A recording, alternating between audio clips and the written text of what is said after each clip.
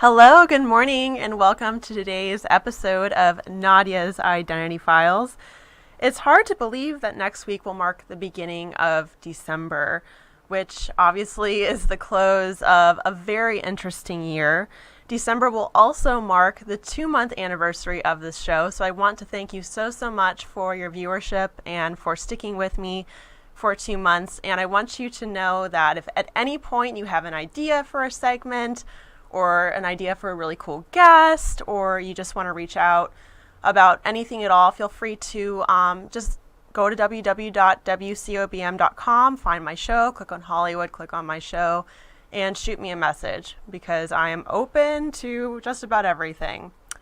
So another thing about December, which I'm not going to go into this too much, is it's also my birthday month, so we'll be hitting on that a little bit as well. And, lately, I've been feeling like November, we're not in December yet, so let's not rush ourselves forward too much, but November has been feeling a little bit on the surreal side, for me at least, between all of the crazy election stuff and moving into the end of the year and holiday season. It's just been feeling kind of like walking on a dream, and I know that was like a really kind of a cliche reference there, kind of Empire of the Sunny. That's one of my favorite bands, just saying, just throwing that out there. But it's been very dreamlike. And when it comes to dreams, one thing that I like to think about is every day really is a dream, because dreaming and reality is somewhat of a subjective concept, as our realities are each a little bit different for ourselves. So with that in mind, in terms of our dreams and our realities, we just don't really know where we're heading, right? So dreams are really our definition. They define us. And today, on the note of dreams, because I have just been feeling so dreamlike and so kind of overwhelmed with all of this chaos that's been happening in our country day after day, seeming one violent event after the next, we're going to be exploring dreams head on with two very special friends of mine, Ted Stefan and Lisa Glazer, who are self-declared dream experts. I am a lucid dreamer. My dreams are intense, and they actually have been the inspiration for poems, short stories, and even the catalyst for my leaving a fairly toxic, fairly abusive relationship. Experience in dream analysis, hypnotherapy, and in many areas of the supernatural and spiritual realms, Ted and Lisa have the skills to draw out issues that we often sweep under the rug simply because we wrote them off as just dreams.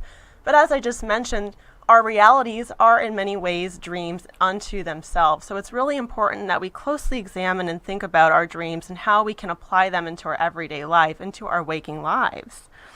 So after Identity News, what we're going to do is we're going to explore dreams in the context of identity and our realities. And then if you stick around long enough, you might actually get to hear one of my dreams get analyzed. And as I mentioned, I have some really crazy dreams, so I can't say I'm going to be sharing the craziest one I've ever had today. But it is crazy enough that you're going to be like, I wonder what else she's dreaming about. But of course, first we must have our segment of today's Identity News. Now, this November, we've been hearing quite a bit about identity politics lately, but what does that even mean? Quite a bit. The far left and the far right have been arguing back and forth, using identity politics as a means of attacking one side or the other, quite often accusing the other side of resorting to identity politics. Well, I just recently read a really good article in AltNet written by Marcus Johnson, and basically what he was honing in on was that identity politics is just a cheapened way, a way of diluting civil rights, and both sides are guilty of taking identity politics, which is really an umbrella term for political interests that pertain to women, underserved groups, including LGBTQI, people, minorities, and just diluting it under identity politics and just using it as a way to attack one side or the other, which is really unfair, mostly to the people that identity politics pertains to. So I'm going to share a quote from the article, which was entitled, Stop Calling It Identity Politics, It's Civil Rights. Typically, and this is his quote, he wrote this in this article, I highly suggest you go and read this, it's wonderful. Typically, identity politics has been used as a put down by the alt-left. By now, almost everyone has heard the insult. She was engaging in identity politics and not focusing on the real issues. But what are the real issues? Identity politics distracts us from. Generally, those who use identity politics as a deriding term want the left to focus on class instead of issues that pertain to the identities of marginalized people. When the alt-left says identity politics, what they actually mean is civil rights. They want marginalized groups to stop fighting for civil rights because that would upset poor white people who might otherwise vote Democratic if not for minorities and women pushing their issues. So that's a quote from Marcus Johnson in Stop Calling It Identity Politics, It's Civil Rights. Now, again, I feel that one side often accuses the other of resorting to identity politics probably more often the far right than the far left, but when in actuality, the right, especially in the case of President-elect Donald Trump and his classically very flat, very banal outreach to underserved populations of people, is just really diluting the terminology identity politics. And this is truly problematic. So I want to commend Marcus Johnson for really highlighting this issue. And on the note of underserved populations, I do want to talk a little bit about World AIDS Day, which is taking place on December 1st.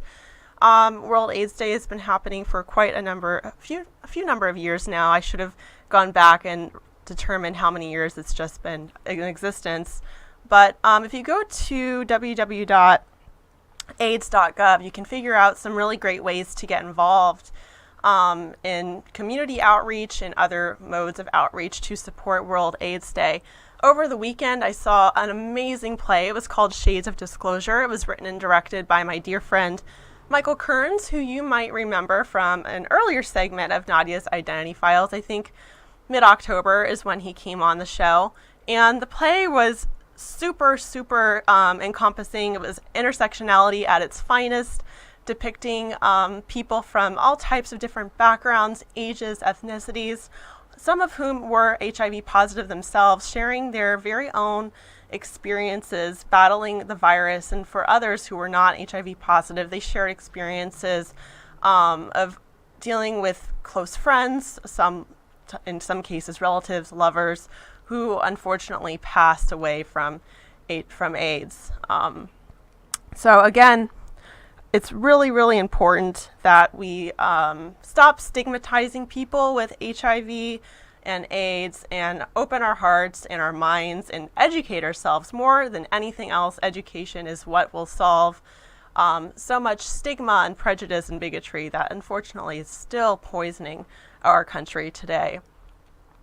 And, sometimes emotional support is what we need more than anything else. In the case of Kanye West, who's still recovering from a recent nervous breakdown, his fans, many still feeling burned and upset by Kanye walking out on various concerts. I know there was one up north. I think it might have been in Sacramento. I could be wrong. And another one, I think, on the East Coast. He basically went on a few political tangents and then ended the show super abruptly.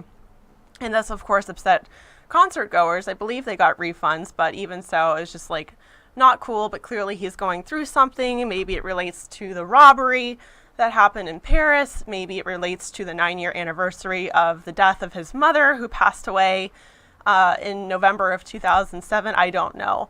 But the case in point is, yes, Kanye West has showed a lot of egomania and narcissism over the years, but we are not psychologists. It is not our place to diagnose Kanye West or anybody else dealing with these types of tribulations. He's still in the hospital recovering.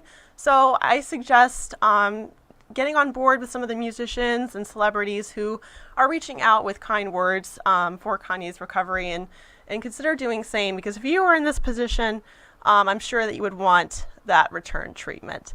So I hope you get well soon, Kanye West.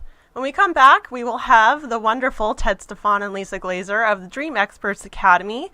We will be talking about dreams, with regard to identity and their work in the supernatural world. And then, if you stick around long enough, you'll get to hear my dream get analyzed. So stay tuned.